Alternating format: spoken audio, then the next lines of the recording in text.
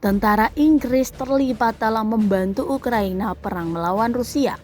Mereka nampak mengemas ribuan helm dan peralatan untuk pasukan Ukraina. Momen ini diunggah channel YouTube The Sun, Kamis 31 Maret 2022. Terlihat dalam video mereka mengemas satu persatu helm dan peralatan perang lainnya, lalu dimasukkan ke dalam kardus untuk segera disalurkan. Hal ini bertujuan untuk membantu upaya pertahanan mereka melawan Rusia. Anggota militer mengemas ribuan helm surplus yang disumbangkan oleh tentara untuk ke Ukraina di MOD Donington di Shropshire.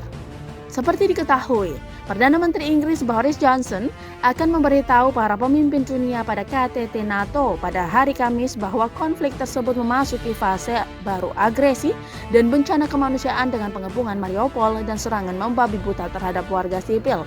Para pejabat barat telah mengatakan bahwa baik Ukraina dan Rusia kekurangan senjata saat konflik berlanjut karena pertahanan Ukraina yang jauh lebih baik dari yang diharapkan, dan bahwa mereka telah mengantisipasi bahwa mereka akan mendukung pemberontakan Ukraina yang lebih kecil pada tahap ini. Johnson mengatakan pada Rabu 23 Maret 2022 malam bahwa Inggris akan mengirim 6.000 rudal pertahanan baru termasuk senjata dengan daya ledak tinggi.